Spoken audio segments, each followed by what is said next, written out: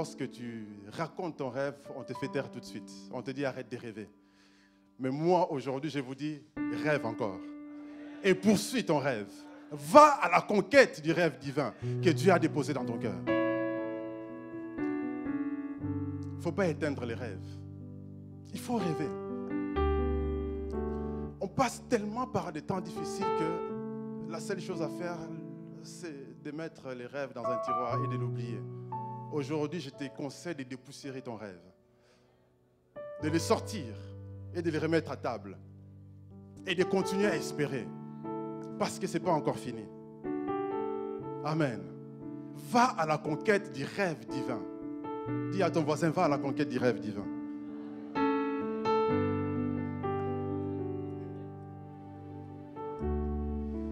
À la conquête du rêve divin. Amen. Ça, c'est la pensée que nous allons partager en ces fins d'année. Vous savez, quand on arrive vers la fin, pour certains, ça déprime un peu parce que tu regardes les objectifs, le vœu que tu avais en janvier. Tu regardes décembre, tu te dis, c'est le jour et c'est la nuit. Tu voulais faire quelque chose, tu as le contraire de ce que tu voulais. Tu voulais accomplir quelque chose, tu es peut-être dans le contraire. Tu voulais progresser, mais tu as l'impression que tu as régressé. J'aimerais te dire, n'abandonne pas les rêves. Va à la conquête. Parce qu'il y a des rêves que Dieu place en nous. Il y a des rêves, il faut rêver. Parce que les rêves, c'est quoi? C'est une image mentale. Ça peut venir de Dieu, tout comme ça peut venir de ton imagination. Et même si c'est ton imagination, cette imagination-là ne vient pas de toi-même. Parce que Dieu a créé en toi l'imagination, la créativité, l'essence de rêver, l'essence de percevoir l'imaginaire et de matérialiser ce que tu vois dans ton image. Parce que ce que tu vois, c'est ce que tu auras. C'est pourquoi dans la Bible, tu verras, avant la conquête, Dieu disait à Josué, vois, je te livre Canaan. Vois, je te livre tel roi. Parce qu'il faut voir d'abord. Et quand tu vois, tu conçois l'image, tu acceptes cette image finira par se matérialiser. Parce que dans ton cerveau, c'est comme si ça existait déjà.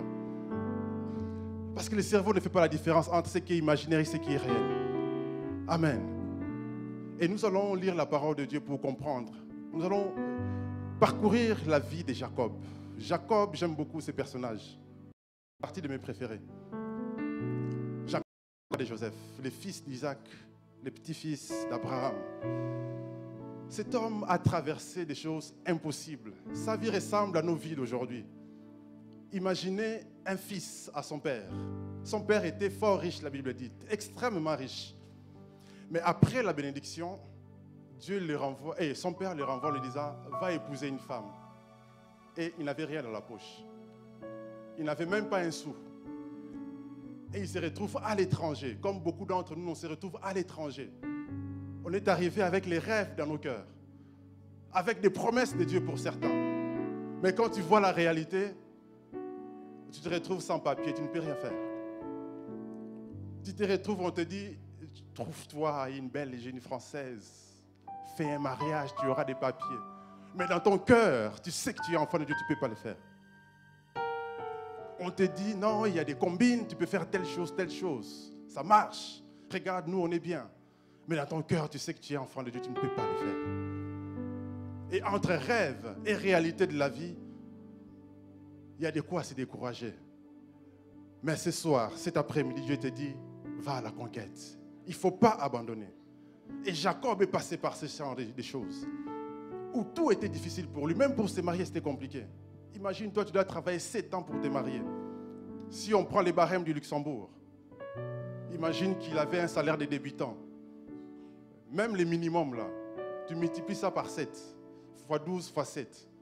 C'est beaucoup d'argent. Donc tout ça pour rien que le mariage. Et quand il arrive au mariage, ce n'est pas la bonne femme. On l'a trompé encore. On lui dit, travaille encore 7 ans.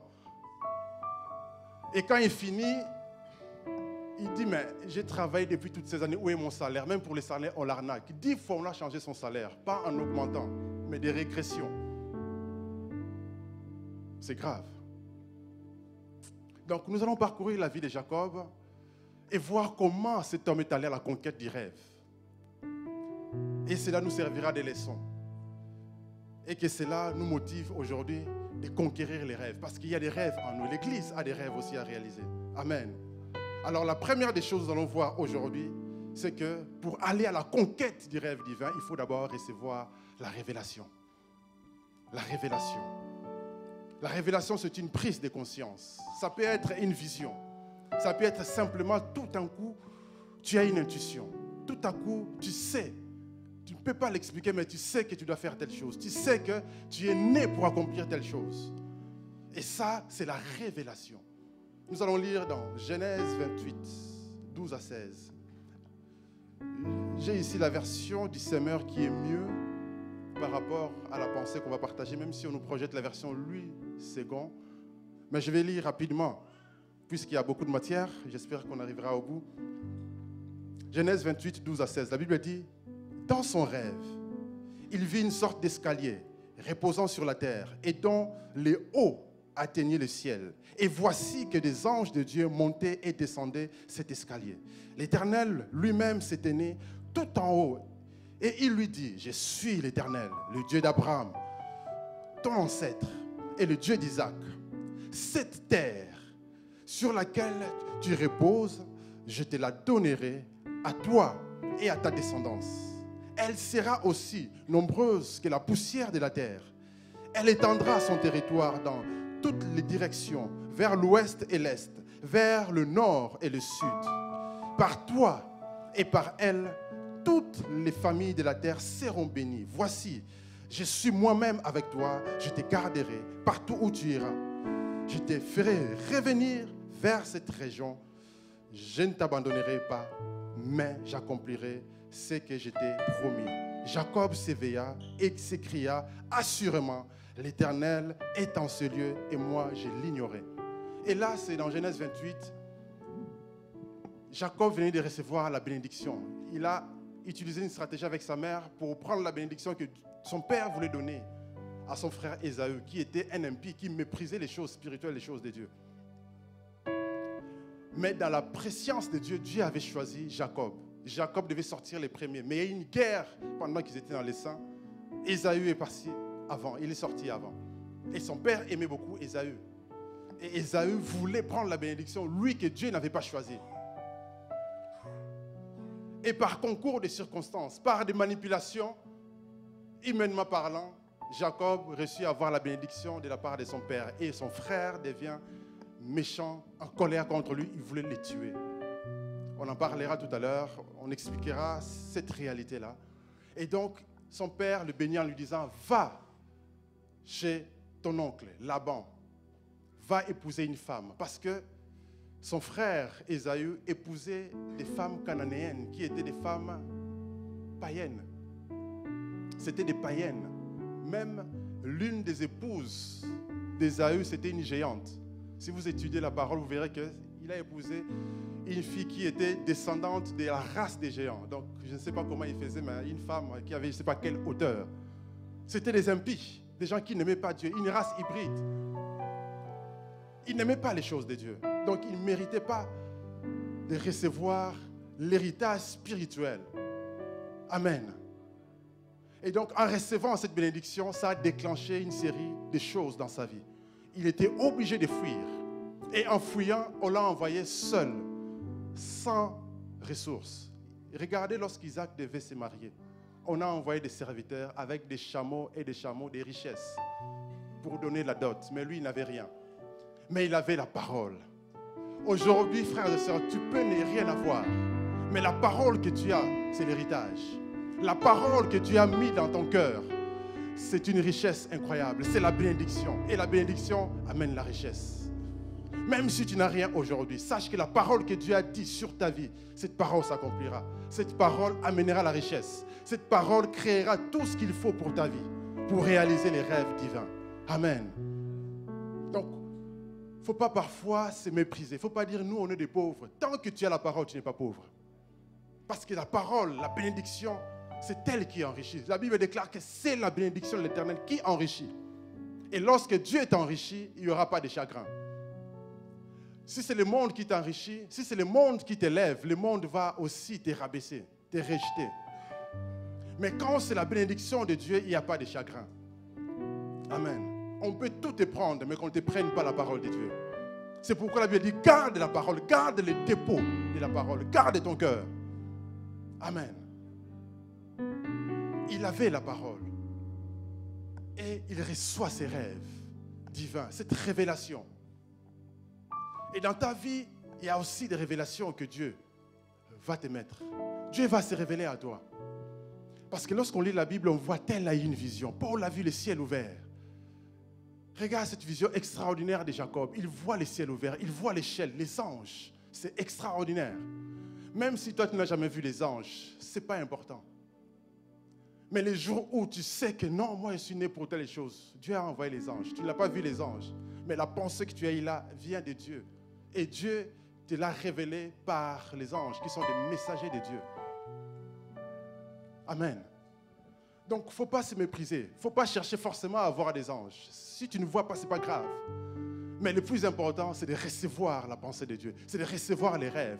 C'est de savoir pourquoi tu existes. Parce que tu n'existes pas par hasard. Même si tu es né par des concours, des circonstances bizarres.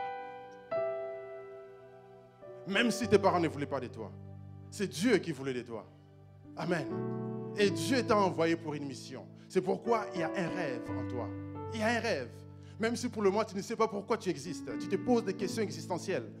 Mais reviens dans la parole. Va dans la présence de Dieu. Prie. Demande à Dieu pourquoi tu existes. Regarde la parole du Seigneur. Dans la Bible, il y a beaucoup de séries d'histoires. Ce ne sont pas que des histoires. Ce sont des pensées de Dieu. Ce sont des révélations. Tu verras que dans la Bible, tu vas découvrir un personnage lié à ta vie. Et son histoire, c'est les reflets de ton histoire. Et les défis de ces personnages, au fait, ce sont tes défis. Il faut que tu découvres le personnage lié à ta vie. Ce ne sont pas que des histoires. La Bible n'est pas un livre d'histoire, c'est la parole de Dieu. Amen. Regarde la Bible, lis la Bible, médite, comprends pourquoi tu existes. C'est dans la parole. Amen. C'est dans la parole. C'est pourquoi il faut revenir à la parole. Médite la parole. Passe du temps avec Dieu pour recevoir la pensée. Et à un moment, tu sauras que tu es né pour telle chose ou pour telle chose. Amen. Mais les rêves de Jacob n'étaient pas qu'un rêve qui venait de lui-même. En réalité, c'est les rêves que Dieu a donnés à Abraham. Genèse 12, Dieu appelle Abraham.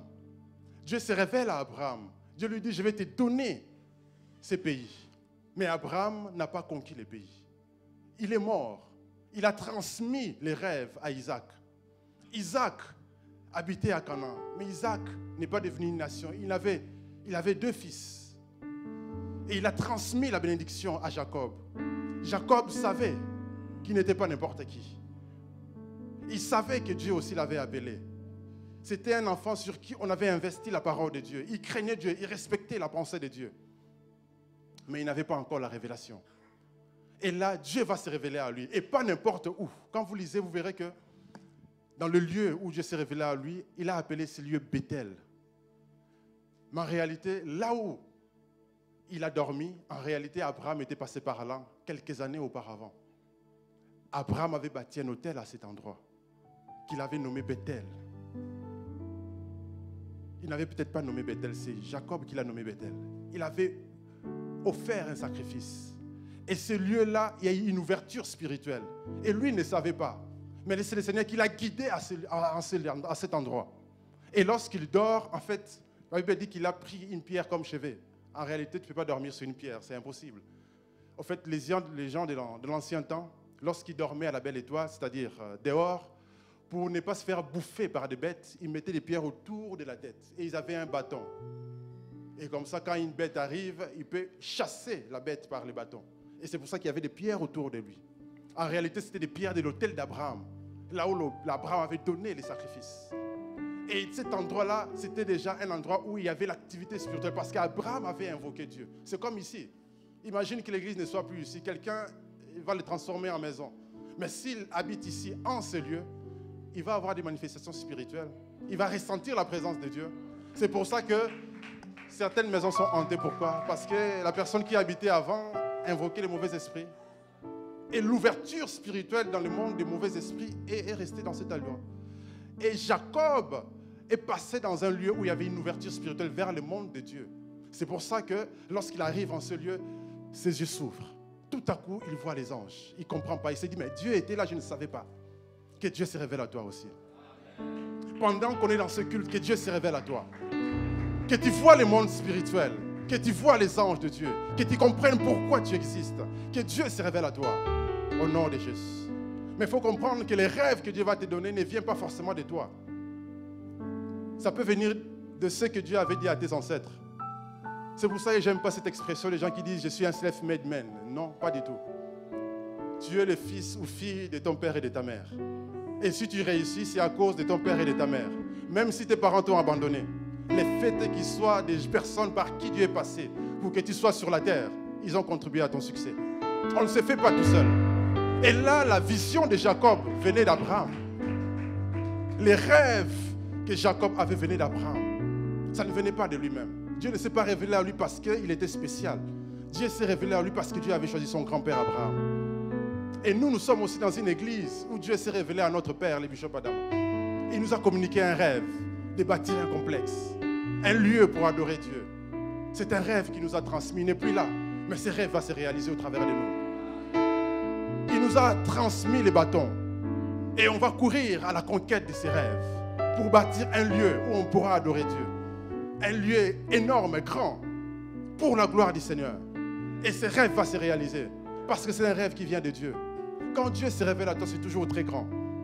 Tu te poseras des questions, mais comment est-ce que j'arriverai? Comment est-ce que je vais faire? Ne te pose pas des questions, parce que la provision viendra au temps marqué. Et même là où on a bâti, on a construit les temples, en réalité c'est à Bethel. Et quand vous lisez bien l'histoire, vous verrez que c'est Jacob qui a déclaré ces lieux, c'est les temples, c'est la maison de Dieu, c'est les temples de Dieu. Et plus tard, le même rêve va arriver au temps de David qui va dire « C'est pas bien que je dorme dans un palais et Dieu n'a pas une maison, je vais construire la maison de Dieu. » Et David lui-même n'a pas construit la maison, il a transmis la mission à Salomon. Et Salomon a bâti la maison de Dieu. Amen. Donc même si tu arrives à la fin de tes jours, tu n'as pas réalisé les rêves, n'aie pas peur. Transmets la mission, transmets la vision. Ces rêves, si ça vient de Dieu, ça se réalisera. Amen. Gloire au Seigneur. Donc, reçois la révélation. Cherche la révélation de Dieu et que Dieu se révèle à toi. Deuxième étape pour aller à la conquête du rêve divin, c'est qu'il faut découvrir les dons. Les dons. Il faut que tu découvres ton don. Les dons, c'est comme un super pouvoir. Ouais, s'il faut parler comme les super-héros, c'est un super pouvoir. Dieu fait de toi un super-héros. Et ça te donne une capacité de faire quelque chose que personne ne pourra. Pourquoi est-ce qu'on aime les films de super-héros? C'est parce que ça révèle quelque part en nous aussi ce désir de servir, d'être important, d'être utile, de secourir son prochain. Et Dieu a déposé en nous des dons. Si Jacob a vu les ciels, c'est parce qu'il avait des dons en lui. Il pouvait percevoir le monde spirituel. Lorsque Laban l'a arnaqué plusieurs fois, à un moment donné, par les capacités qu'il avait de la part de Dieu, il a compris avec ingéniosité comment faire pour se faire un salaire. L'arnaqueur, Laban s'est fait arnaquer lui-même.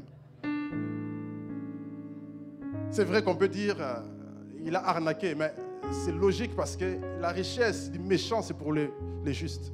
C'est écrit dans la Bible. À un moment donné, Dieu va t'enrichir, il va prendre ce qui est à ton patron et il va te les transmettre. Parce que les méchants amassent des richesses pour les justes. Lorsqu'il faut construire l'œuvre de Dieu, les tabernacles par exemple, la richesse qu'on a utilisée pour construire les tabernacles venait de l'Égypte. À un moment donné, pour partir, il y a eu un décret divin. Il a dit, demandez des vases d'or et d'argent. Ils ont donné. À un moment donné, Dieu te mettra à cœur, va dire à telle personne qui a plein d'immeubles, là, donne-moi cet immeuble. Et il te donne lui-même, il ne sait pas pourquoi. Il a signé tout, lui-même il paye les notaires en disant, je donne tel immeuble à telle personne. Tous les papiers sont signés, il paye tout, il te les donne. Et le lendemain, lui-même, il ne comprend pas qu'est-ce qu'il a fait. Trop tard, c'est signé, c'est fait. Et l'immeuble est à toi. Dieu peut le faire. Dieu nous donne des capacités, des dons. Il faut que tu découvres ton don. Découvre pourquoi tu es là. Découvre la capacité que Dieu a mis en toi. Dieu a mis dans nos cœurs la pensée de l'éternité, mais aussi cette pensée de vouloir secourir l'autre, cette pensée de venir au secours de l'autre. Et on peut le faire que par les dons qu'on a. Les dons, ce n'est pas seulement savoir chanter ou savoir jouer au football. Amen. Joseph avait des dons. Jacob, comment est-ce qu'il a réussi à multiplier les troupeaux de Laban? Quand vous lisez, on dit quoi? Laban déclare lui-même que Jacob, tu m'as rendu riche. Je suis devenu riche à cause de toi. Et c'est donc qu'il a transmis à Joseph. Joseph, partout il allait, pouvait enrichir les gens. Il a enrichi Potiphar, il a enrichi l'Égypte. Pendant la crise, tout le monde venait en Égypte parce qu'il y avait ces dons-là. Dans un milieu hostile, où il n'a pas de salaire, mais lorsqu'il prend soin des brebis, ça se multiplie. Laban pouvait l'arnaquer. Imaginez, à un moment donné, Jacob vient lui demander, « Ok, je vais maintenant m'en aller. Je t'ai servi depuis toutes ces années, donne-moi mon salaire. » Il lui dit, « Fixe toi-même les salaires. » Laban lui dit, « Fixe toi-même les salaires. » Ok, Jacob va lui dire, « Donne-moi les moutons, les chèvres qui sont achetés, marketés. » Laban dit, « Ok, ça sera ton salaire. » Mais lorsqu'il va s'en aller, Laban prend tout ce qui était marketé, acheté, il les cache. Il donne à ses enfants. Et donc Jacob arrive là, il n'y a pas son salaire. Donc tout ce qui était prévu comme son salaire, il n'y a pas. Laban l'a déjà caché. Alors, Dieu va se révéler à Jacob. Il va avoir un songe. Un ange va lui dire qu'est-ce qu'il faut faire pour avoir des moutons, des chèvres marketés et achetés. Et il va fabriquer des feuilles d'amandier, des peupliers. Il va les mettre là où les brebis, les chèvres viennent s'abreuver. Et tout à coup, ils vont entrer en chaleur, ils vont s'accoupler, ils vont avoir des enfants qui sont rayés, marketés, achetés. Et au fur et à mesure, tous les troupeaux appartenaient à Jacob. Et ça, c'est un don, l'ingéniosité, de pouvoir réfléchir, comprendre le monde animalier, comment ça fonctionne, comment est-ce qu'ils arrivent à se reproduire. Quelque part, il a compris la génétique avant même qu'il y ait des grands généticiens, des Mendel et autres. Il a compris la génétique avant. Il a compris comment est-ce qu'ils se reproduisent, comment est-ce qu'ils transmettent les gènes. Il a compris ça même bien avant. Et ça, c'est un don. Comment est-ce qu'il pouvait comprendre ça? C'est les dons. Parce que les dons te donnent une capacité que Dieu seul te les donne. Quand vous lisez la Bible, vous verrez, tiens, Caïn, Dieu le chasse, Dieu le maudit, mais il s'en va quelque part, il va bâtir une ville. Comment est-ce que lui, il a appris l'urbanisation, l'architecture? Nulle part, il n'a pas été à l'école, mais il arrive à bâtir des villes. Ses descendants, on dit que c'était des forgerons. Ils commençaient à fabriquer des armes. Vous voyez ce qu'ils ont appris, ça c'était un don. Après, ses descendants, c'était aussi des gens qui fabriquaient des instruments de musique. Où est-ce qu'ils ont appris ça? Pas à l'école, c'était des dons. Tout ce que tu arrives à faire, tu ne sais pas comment, c'est les dons.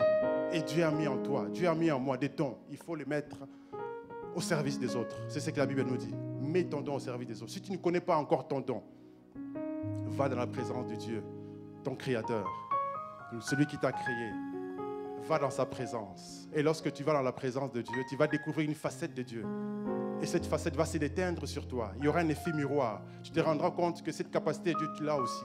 Tu te rendras compte que tu peux toi aussi prier pour les malades et ils sont guéris. Tu te rendras compte que toi aussi, tu peux parler et les choses arrivent. Tu te rendras compte que tu peux faire telle chose, telle chose, telle chose. Dans la présence de Dieu. On peut t'expliquer toutes sortes de techniques qui existent, mais le plus important, si tu vas auprès du Seigneur, il te dira qui tu es. Amen. Tu vas découvrir, tu vas avoir la révélation sur des capacités que Dieu a mis en toi.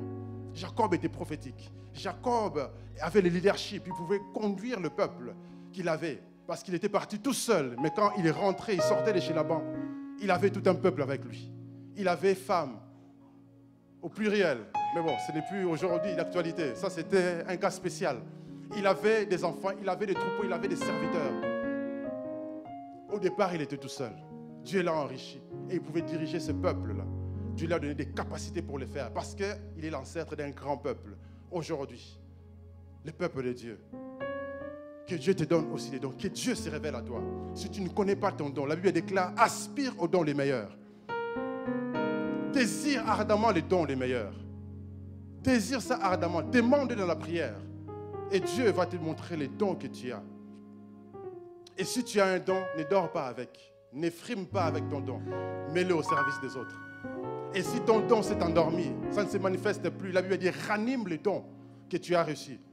Ranime-le dans la prière. Ranime-le. Mets-toi au service. Troisième étape, c'est le discernement. Discerne des personnes que Dieu a mis sur le chemin de ta destinée. Parce que tu ne peux pas réussir seul. Jacob, chez Laban, n'a pas réussi seul. On va lire rapidement un texte. C'est vrai que je ne me suis pas donné tous les versets, mais à partir de Genèse 27, lisez l'histoire de Jacob jusqu'à 33, jusqu'à 34. C'est extraordinaire, c'est tellement riche. Discerne les personnes liées à ta destinée. Genèse 29, 1 à 14. Lorsque Jacob arrive chez Laban, lisons rapidement. Je vais lire la version Bible du Sommaire. Jacob reprit sa marche et se dirigea vers le pays de l'Orient. Un jour, il aperçut dans la campagne un puits où on menait boire les troupeaux. 3 troupeaux de moutons et de chèvres étaient couchés alentour. L'ouverture du puits était fermée par une grosse pierre que l'on roulait à côté lorsque tous les troupeaux y étaient rassemblés. Après avoir abreuvé le bête, on remettait la pierre sur l'ouverture. Jacob demande au berger, « D'où êtes-vous, les amis ?» Notez bien, soulignez bien, les bergers. Ensuite, ils disent, « Nous sommes des Haran, lui répondirent-ils. Alors reprit-il, « Connaissez-vous Laban, descendant de Nahor ?» Oui, nous le connaissons. Comment va-t-il? Il va bien. D'ailleurs, voici justement sa fille Rachel qui vient avec le troupeau. Mais, dit Jacob, il fait encore grand jour. Ce n'est pas le moment de rassembler le bétail. Faites donc boire les bêtes et ramenez-les au pâturage. Nous ne pouvons rien faire, lui répondirent-ils, avant que tous les troupeaux soient rassemblés. Alors, seulement, nous roulons la pierre qui bouche l'ouverture du puits et nous faisons boire les bêtes.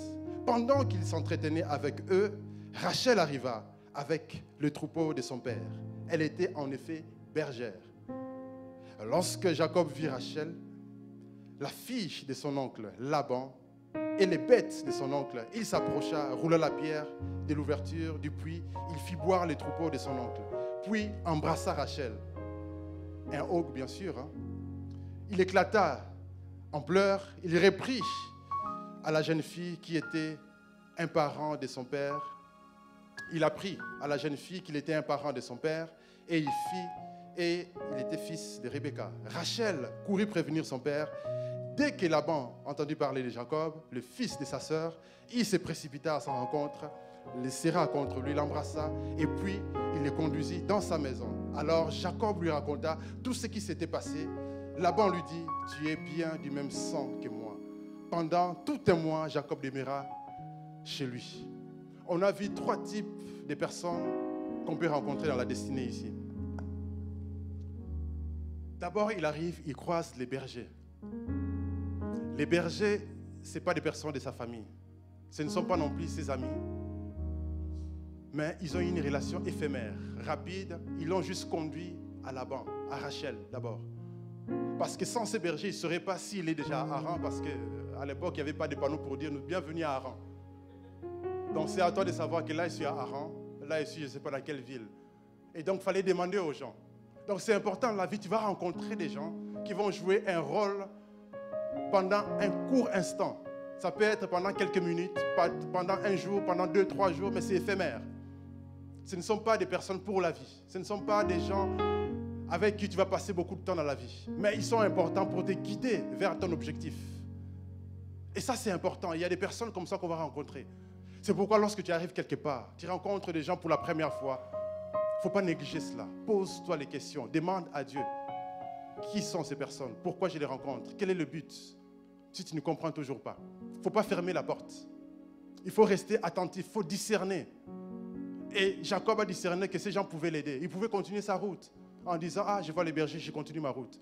Mais lui, tout à coup, il discerne, tiens, il a eu comme une intuition, il faut que je pose la question à ces bergers. Nous sommes où ici? Non, on est à Haran. Ah, donc il arrive à destination. Connaissez-vous Laban? Oh oui, on le connaît, très bien. D'ailleurs, sa fille arrive. Donc, il rencontre les bergers. Les bergers, ce sont comme des personnes qu'on rencontre une seule fois dans la vie. Quelqu'un qui va juste t'aider à t'installer au Luxembourg. Après, tu ne le vois plus jamais. Quelqu'un qui va t'aider à t'installer quelque part. Quelqu'un qui va t'aider à avoir un job. Quelqu'un qui va t'aider à ouvrir une entreprise. Quelqu'un qui va t'aider pendant que tu es coincé sur l'autoroute. Tu dois aller quelque part dans un rendez-vous très important. Mais comme par hasard, ta voiture tombe en panne et quelqu'un s'arrête, il te dit, tu vas où? Je vais tel endroit, ma voiture est en panne. Tiens, monte, je te ramène. Et il t'aide à arriver à l'heure pour ton rendez-vous. C'est des personnes que Dieu envoie, mais la relation est en instant. C'est vraiment court. C'est pour ça qu'il faut discerner. Il ne faut pas toujours avoir peur.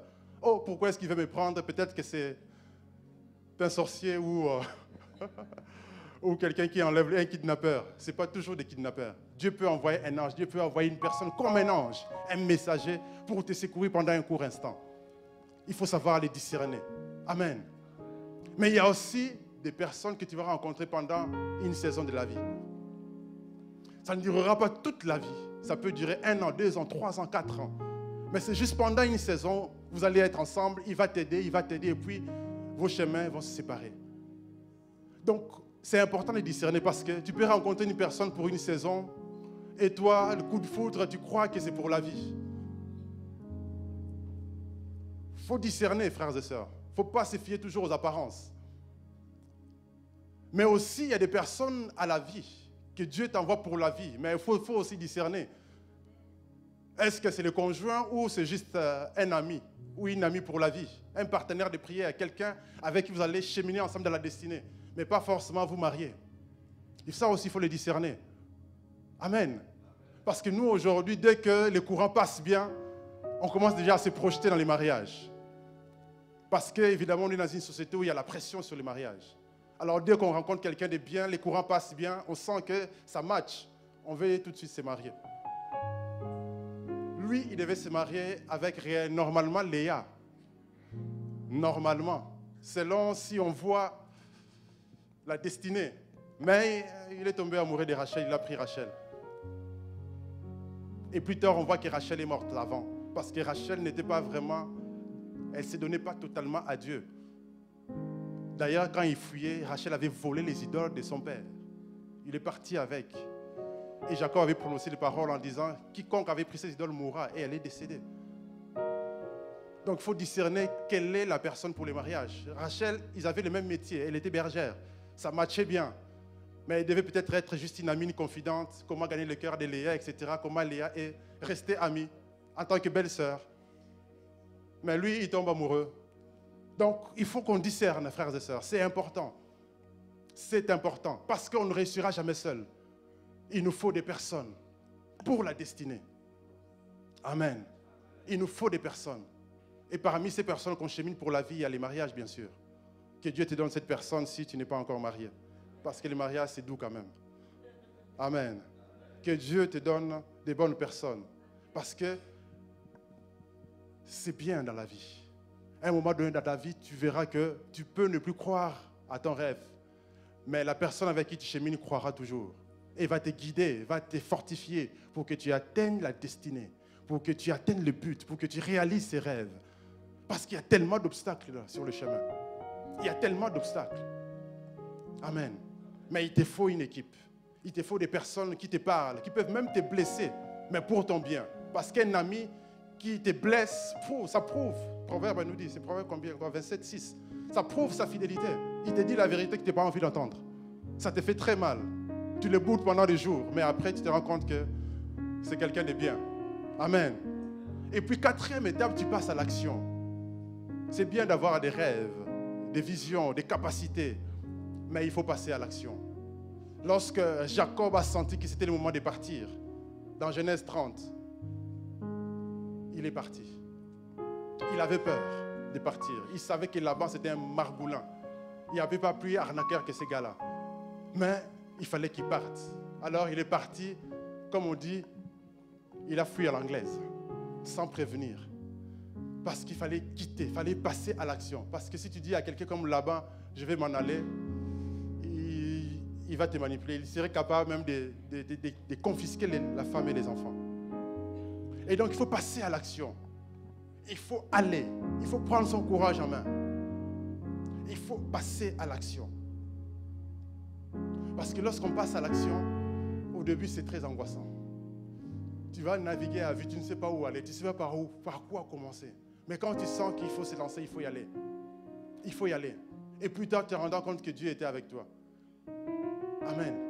Il y a beaucoup de choses que j'ai fait dans ma vie, je me demandais au début, ça marche. Je me dis, c'est bon. Mais après, quand il y a des obstacles, il te dit, ouh là là, est-ce que c'était vraiment Dieu?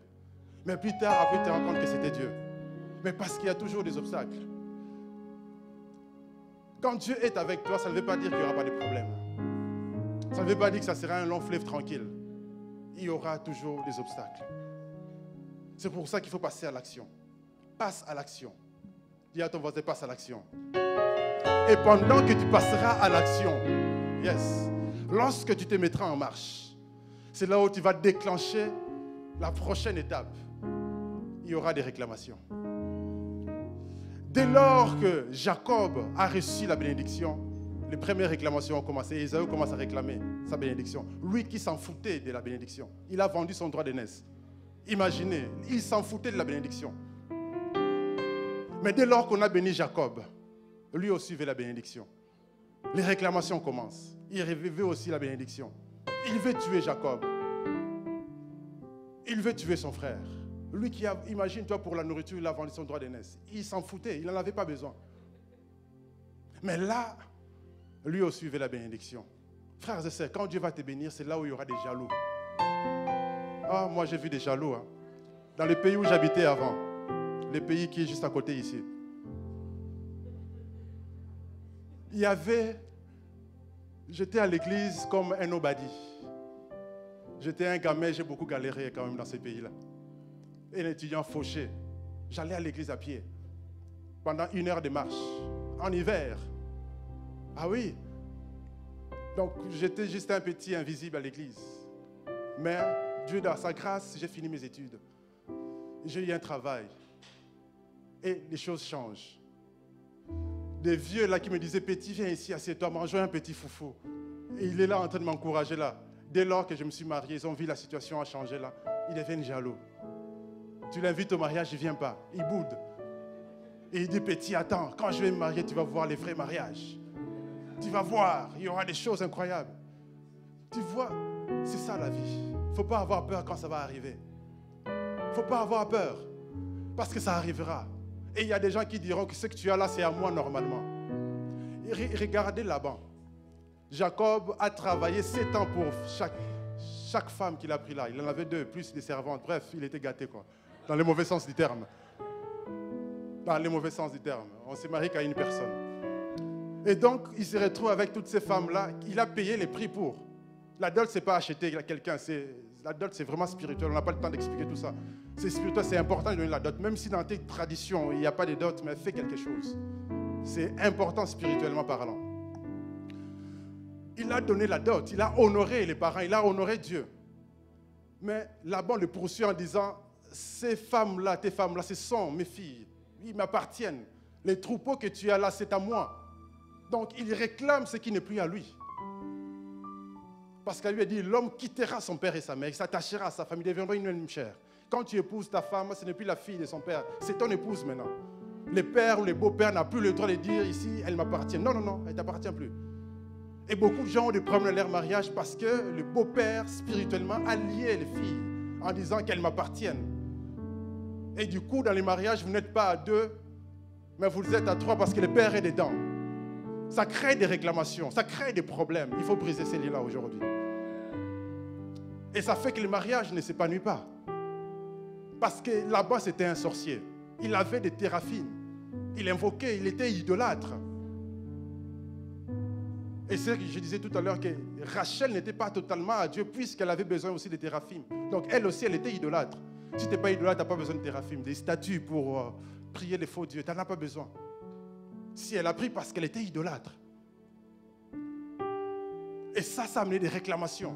Jacob était réclamé. Ésaü voulait déjà les tuer. Et là-bas, le poursuit. Et Dieu lui-même est obligé d'intervenir en disant à Laban, ne parle ni en bien ni en mal. Ferme ta bouche et laisse-les tranquilles. Mais il vient quand même et il commence à parler. En bien, bien sûr. Pourquoi Dieu l'a interdit de parler même en bien? Parce que quand tu bénis, tu es béni. Dieu ne voulait pas que Laban soit béni. Parce que c'était un sorcier, un méchant, qui a fait du mal à un fils d'Abraham, un fils de l'Alliance. Il fallait que la malédiction tombe sur ces Laban. Dieu lui dit, ne parle pas, ni en bien ni en mal. Laisse-le. Mais lui, il vient quand même le poursuivre, l'intimider. Même si tu es intimidé la nuit, tu vois les gens vouloir t'étrangler, tu ne mourras pas. Parce que tu appartiens à Dieu. Quelle que soit la sorcellerie de ta famille, même si les gens de ta famille sont les grands maîtres sorciers, crois-moi, ils ne sont rien devant Dieu. Il y a un Dieu dans le ciel, frères et sœurs. Il y a un Dieu dans le ciel. Quelles que soient les alliances de tes ancêtres, crois-moi, ce n'est pas plus fort que le sang de Jésus. Ce n'est pas plus fort que le sang de Jésus. Il y a un temps de jugement pour ces gens-là. Et il y avait un jugement sur Laban. Il ne fallait pas qu'il parle, mais il a parlé, il a béni Jacob du coup, parce que c'est un sorcier qui connaît les choses spirituelles. C'est pour ça qu'il a parlé en bien. Et il a demandé à Jacob, faisons alliance pour ne plus être sur le jugement. Et ils ont fait l'alliance. Ils ont bâti, ils ont mis des pierres comme signe que Laban ne pouvait plus dépasser cet endroit pour aller à sa poursuite. Et Jacob ne pouvait plus non plus aller le poursuivre pour garder sa vie. Ils connaissaient les principes et ils ont mangé ensemble pour communier. C'est important, frères et sœurs. Lorsque des personnes te réclament, parce qu'il y a des réclamations aussi qui sont humaines. Des humains vont te réclamer des choses. Quand tu deviens riche, tu auras des procès. C'est comme ça. Regarde toutes ces personnes-là. On peut même vous citer des musiciens du monde qui cartonnent en francophonie, là, des Gims, des Dajou. Ils ont tous des procès. Pourquoi? Parce que les gars qui t'ont amené quelque part, son temps est fini, mais il veut continuer encore. Et pourtant, on a dit qu'il y a des relations qui sont des saisonniers. C'est fini. Mais les gars là veulent toujours continuer à être manager. Non, c'est fini. Je signe un autre contrat ailleurs. Mais après, il va porter plainte. Parce qu'il veut toujours gagner, profiter. Ça crée des procès. Ce sont des réclamations, mais humaines. Ça te crée des procès. Mais même si tu as des procès, frères et sœurs, cela est brisé. Que le complot des ennemis soit brisé. Vous savez, lorsque, dans l'histoire de David, ce n'est pas notre histoire d'aujourd'hui, mais l'histoire de David, lorsque Achitophel complotait avec Absalom pour tuer David et prendre le trône, David a fait une prière en disant que leur complot soit réduit à néant. Parce qu'il y a une puissance de la parole. Quel que soit le complot, quel que soit le procès, que cela soit réduit à néant. Vous voyez, moi j'ai déjà eu un procès, c'est stressant. Hein? J'ai déjà eu un procès, c'est très stressant. Une fois, un ancien employeur dans ce pays m'a licencié abusivement et j'étais très en colère. Je me suis dit, je vais le poursuivre. Et je n'aurais pas dû le faire parce que ces gens-là ont l'argent pour contrecarrer. Alors ils vont faire une inversion des culpabilités. Ils vont te sortir toutes sortes de choses pour discréditer ton témoignage et pour qu'ils gagnent les procès et pour que ça se retourne contre toi. J'ai fait un vœu à Dieu. J'ai dit, Seigneur, fais que je gagne. Et tout l'argent que je gagnerai, je te le donnerai. Et j'ai gagné les procès. J'ai tout donné à Dieu. Ah oui. Quel que soit le procès, tu vas les gagner au nom de Jésus. Parce qu'il y a un temps pour toutes choses. Tu peux subir des choses. Mais il y a un temps où la justice de Dieu va s'élever. Il y a un temps où la justice de Dieu va s'élever. Parce que lorsque Jacob, non seulement qu'il a lutté avec les réclamations de Laban, il avait aussi les réclamations d'Ésaü qui l'attendaient. Dans l'heure qu'il est passé, il rencontre des anges à Mahanaïm, le camp de Dieu. C'était magnifique, une expérience spirituelle. Quand il est fini, il sait qu'il a affaire à Ésaü parce qu'il doit traverser son territoire. Il envoie des messagers pour s'expliquer. Et les messagers arrivent en disant, Ésaü arrive avec 400 hommes. Là, il a peur. Il commence à prier. Il dit à Dieu, délivre-moi de la main d'Ésaü. Parce qu'Ésaü veut le tuer. Si on le tue, les rêves est tué. Il va prier, il va chercher Dieu. Et il se retrouve, il traverse les gués de Jacob, les Jabok, et il va prier. Il va prier, il va lutter avec un homme toute la nuit. Il lutte dans la prière. La Bible déclare que c'était des prières de supplication. Il priait. C'était un ange avec qui il luttait. Osée 12:3 nous le dit. Là, on est dans Genèse 32. Et cet ange lui demandait, quel est ton nom? Et il dit, je m'appelle Jacob. Tu ne t'appelleras plus Jacob. Désormais, ton nom, c'est Israël. Parce que même le nom, Jacob les réclamait. Parce que Jacob, c'est usurpateur. Ce qui fait qu'il s'est retrouvé chez l'arnaqueur. Lui aussi, il arnaque. Normalement, on est censé quand même laisser Dieu nous justifier. C'était bien fait pour Laban, mais on doit laisser Dieu nous justifier. Ne te justifie pas toi-même. Laisse la justice de Dieu s'élever comme un soleil. C'est pourquoi, la Bible dit, lorsqu'il a traversé cet endroit-là, lorsqu'il a vaincu cet ange, La Bible dit que le soleil s'est levé sur cet endroit qu'il a appelé désormais Péniel. Que le soleil se lève sur ta vie. Que le soleil de justice se lève pour te justifier. Quelles que soient les réclamations, que ce soit satanique, que ce soit des réclamations humaines, que Dieu te justifie. Et que tu en finisses avec ces réclamations. Que tu poursuives les rêves de Dieu. Et que tu accomplisses ces rêves au nom de Jésus. Au nom de Jésus. Parce qu'il y a un rêve que tu dois réaliser. Quels que soient les obstacles. Que le rêve de Dieu se réalise. Va à la conquête. Ce n'est pas facile, mais il faut combattre. Toute la nuit, il a prié. Dieu l'a fortifié. Il était seul. À un moment, il faut se retrouver seul. Fais tes veillées personnelles. Seul avec Dieu. Commence à prier. Commence à faire des prières de supplication comme Jacob. Parle à Dieu. Parle à Dieu. Brise les liens. Tu as l'autorité au nom de Jésus. Commence à briser l'influence négative. Amen. Et cela se réalisera parce que Dieu est juste. Dieu est juste, frères et sœurs. Dieu est juste. Il fallait briser ces réclamations-là, ces choses qu'il les réclamait. C'est ça, en fait, ces réclamations qui font que parfois, on est chrétien instable. On n'avance pas. On fait un pas en avant, 2 pas en arrière. On veut prier, mais on se retrouve, on est distrait. On veut se purifier, mais on se retrouve dans la souillure.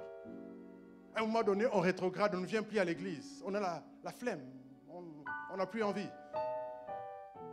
À un moment donné, on abandonne un peu, à un moment, on revient. Parce que l'ennemi veut que tu retournes en arrière. C'est ça le but.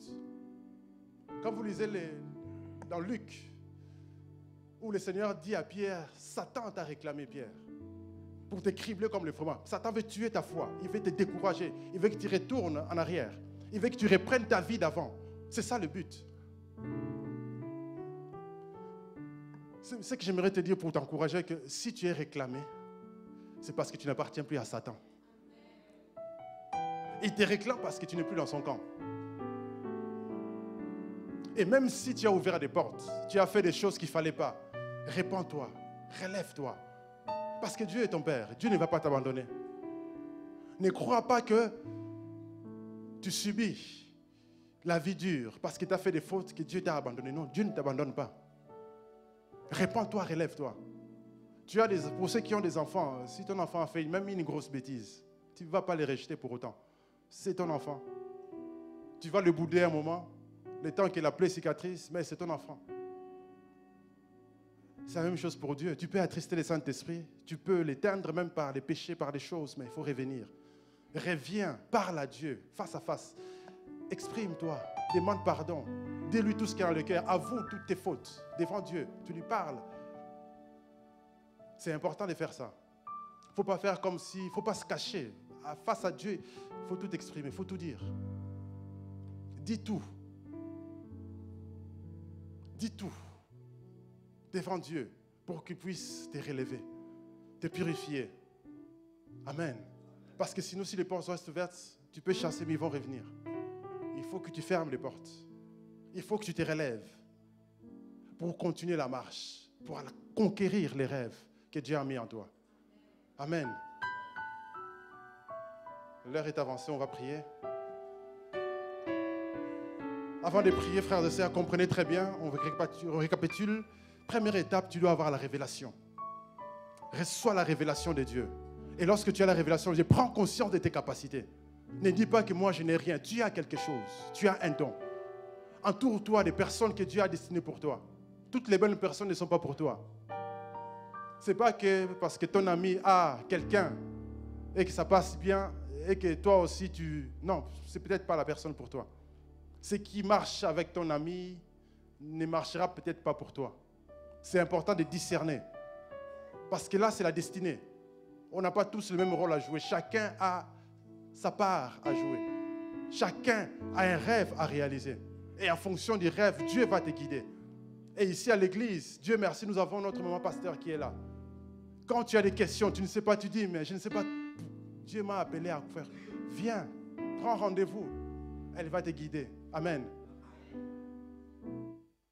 Quand tu te dis, tiens, moi, je n'ai pas de mentor, je n'ai personne. Non, non, on a notre pasteur qui est là. Amen. Viens, prends rendez-vous. Et tu verras que ce qui semble une montagne pour toi, ça peut être réglé en 2 secondes. et c'est réglé et tu avances au lieu de t'enfermer dans ton coin. Ne t'enferme pas.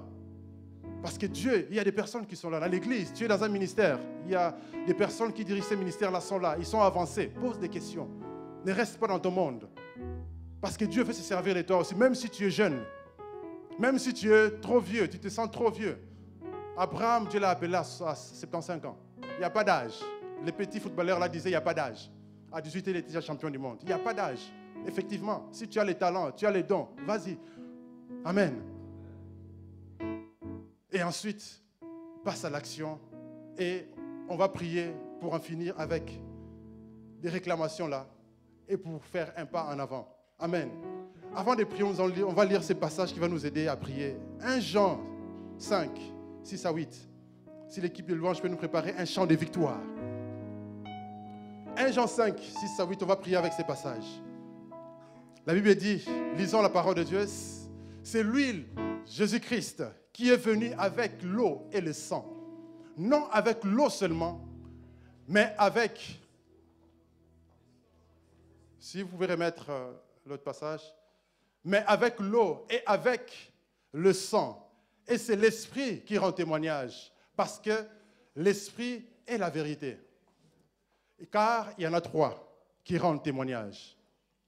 L'Esprit, l'eau et le sang. Et les 3 sont d'accord. D'habitude, on compte sur les témoignages du sang en disant que le sang parle. Mais il faut savoir que l'eau parle aussi. L'Esprit parle aussi. Et dans ce qui on va faire parler l'eau, le sang et l'Esprit.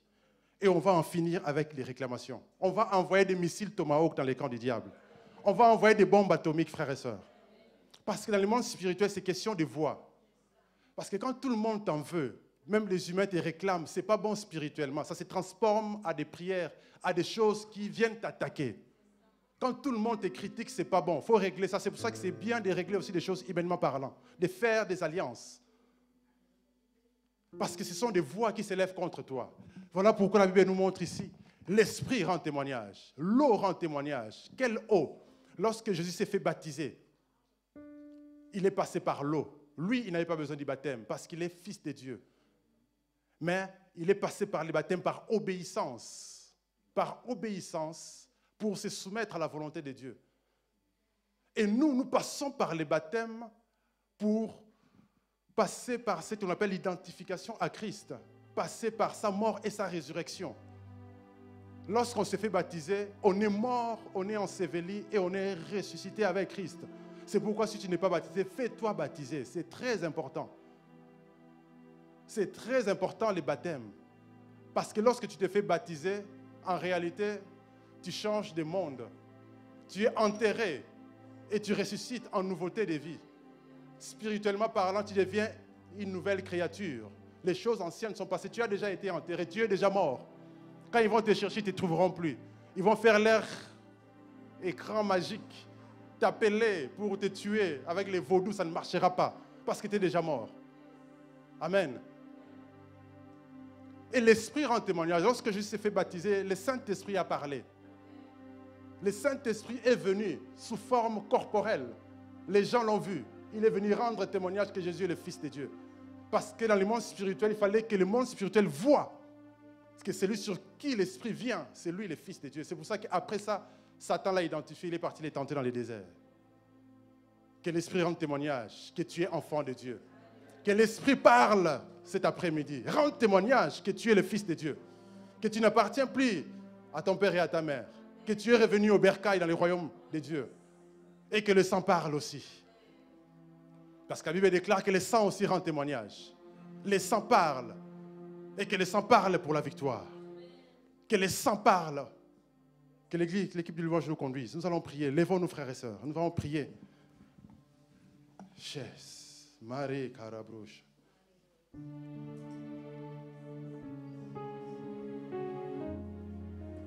Là où l'ennemi t'est réclamé, que ce soit à cause de ton nom, tu n'es pas obligé de changer de nom. Parce que même dans la Bible, tu verras qu'on l'appelait toujours Jacob, mais il était devenu Israël. Même si tu portes un nom bizarre, que spirituellement l'influence de ce nom te quitte aujourd'hui et maintenant. Pendant que l'équipe de louange est en train de nous conduire dans ces chants, Nous allons faire cette déclaration. Disons tous dans le nom de Jésus.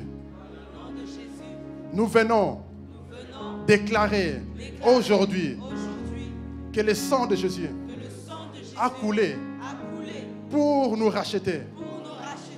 Le Seigneur a payé le prix. Il est écrit qu'il a effacé l'acte dont les ordonnances nous condamnaient et qui subsistait contre nous.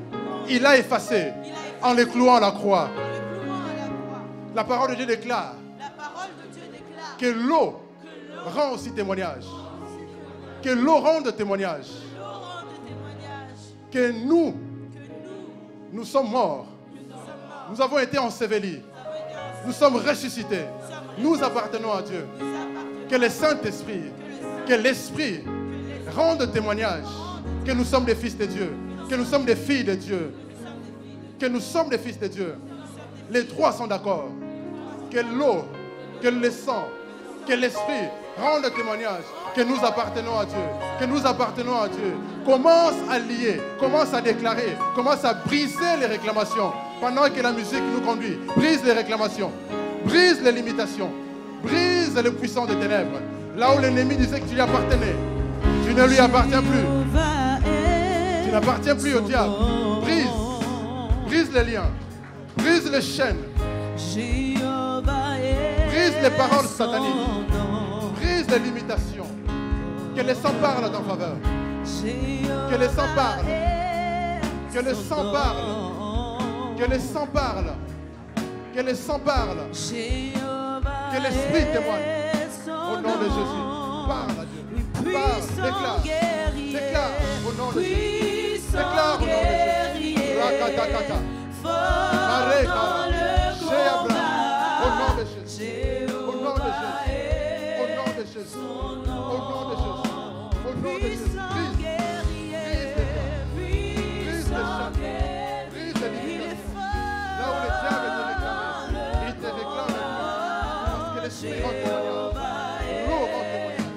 Le sang rend témoignage. Au nom de Jésus. Maintenant.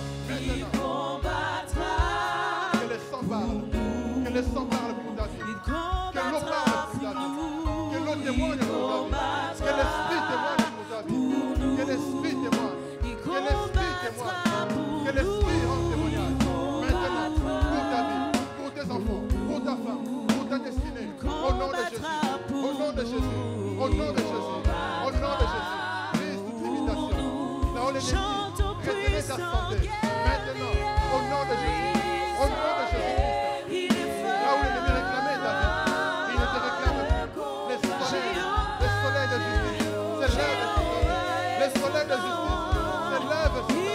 Les soleils de justice se lèvent sur toi. Maintenant.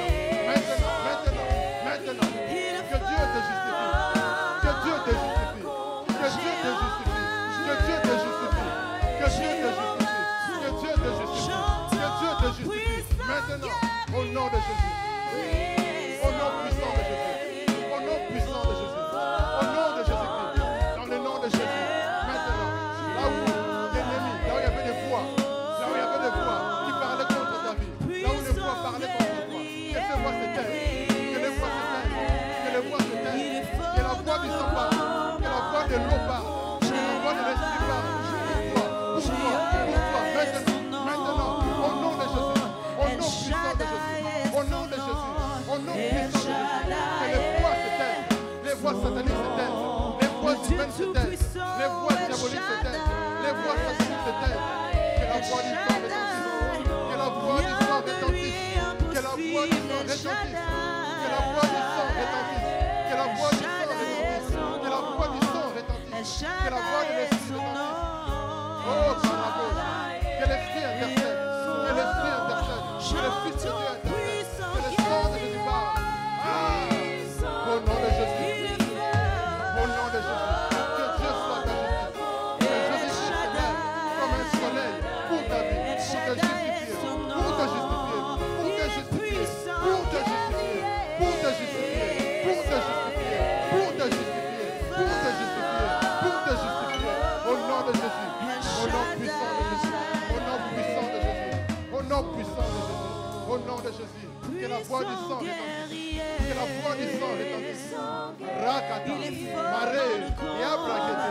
Shenda Maré. El Shaddai. Shekata. Rebrakata. Shekamare. Rekatakete. Renda Maré Kata. Shekamare Kata. Maré Kata. Shekarabo. Il est Au nom de fort dans Jésus. le Toute combat. influence liée à ton nom. Tu Si ton nom combats pour apporte une nous, malédiction, Yahweh. t'es réclamé pour te tuer, combats pour briser pour ses rêves de Dieu dans ta vie. Aujourd'hui, que ces voix s'éteignent. Toute influence démoniaque, satanique sur ta vie, sur ton nom, sur ta destinée est brisée par le feu, par les tonnerres. Que la voix du sang retentisse pour dire que le prix a été payé. Le prix a été payé. Le prix a été payé. Que la voix de l'esprit retentisse pour dire que tu appartiens à Dieu. Tu es enfant de Dieu. Que la voix, Karabrocha, les sangs, que la voix du sang, que la voix de l'eau parle. La voix de l'eau parle. Au nom de Jésus. Lorsqu'ils te chercheront sur les miroirs magiques, ils ne te verront plus. Parce que tu es mort, tu es enseveli. Tu es mort, tu es enseveli. Tu es ressuscité en nouveauté de vie. Tu n'appartiens plus à ce monde. Tu appartiens au monde de Dieu. Tu appartiens au monde de Dieu. Tu appartiens à Dieu. Rabrakete, Shayabrakete, Renda Katara, Rabrakete Katara, Shokamare, Rekatakete Rebosh. Que la voix de l'ennemi, la voix de l'ennemi, la voix des ancêtres, les alliances sataniques qui pesaient sur toi, au nom de Jésus, soit brisée maintenant, soit brisée maintenant. Leur influence est rendue nulle et non avenue. Leur influence est rendue nulle et non avenue. Au nom de Jésus. Au nom puissant de Jésus. Marekata. Shayabrakete. Au nom de Jésus-Christ. Au nom puissant de Jésus. Merci Seigneur pour la victoire. Au nom de Jésus. Au nom de Jésus. Au nom de Jésus. Là où il y avait des alliances faites par des ancêtres. Là où il y avait un individu dans ta famille qui disait que tu lui appartenais. Qui disait que tu lui appartenais et pourtant tu es marié. Mais il vient la nuit, il s'est montré. Aujourd'hui, nous brisons son influence. Désormais, s'il vient, qu'il soit frappé d'aveuglement. S'il s'entête dans le nom de Jésus, nous déclarons le jugement de Dieu sur sa vie. Nous brisons toute influence des alliances sataniques, maléfiques, qui pesaient sur ton sang, sur tes gènes. Nous les rendons nuls et non l'avenir. Que la voix du sang retentisse. Que tes gènes changent. Là où il y avait des informations génétiques dans ton ADN, dans tes chromosomes, pour que tu sois repéré dans le monde invisible, pour injecter des malédictions, pour te tracer dans le monde spirituel. Nous enlevons cela au nom de Jésus. Que la voix de l'eau qui purifie puisse parler pour te purifier, pour enlever toute trace du diable. Et que l'ADN de Christ se greffe sur toi. Parce que nous sommes ceux de la montagne de Sion. Nous nous sommes rapprochés de l'assemblée des préménés. Là où il y a des myriades et des myriades d'anges. Là où les sangs d'aspersion parlent. Mieux que le sang d'Abel. Que la voix du sang parle. Que la voix de l'eau parle. L'eau qui purifie puisse purifier ton être. Là où l'ennemi avait accès. Parce qu'il y avait des impuretés liées à ton ADN. Liées à ta lignée, à ton sang. Que l'eau témoigne en disant que tu es purifié aujourd'hui. Par l'eau vive. Que l'Esprit témoigne que tu appartiens à Dieu. Que l'Esprit intercède en ta faveur jour et nuit pour déclarer que tu appartiens à Dieu. Et lorsqu'ils viendront et qu'ils s'entêtent, nous déclarons le jugement de Dieu. Les jugements de Dieu au nom de Jésus. Et que la justice de Dieu s'élève maintenant sur toi. Que le soleil de justice s'élève sur toi. Désormais, le Seigneur change ton nom. Et il te communique un nom nouveau que personne ne connaît. Et que cela s'attache à ta destinée. Maintenant, au nom de Jésus. Au nom puissant de Jésus. Mare Karabrocha. Que la grâce du Seigneur Jésus-Christ soit sur toi. Et que tu entres dans ta destinée. Et que les rêves de Dieu soient réalisés. Va à la conquête. Avec la force que le Seigneur te communique maintenant. Au nom de Jésus. Acclamons le Seigneur. Que le Seigneur vous bénisse.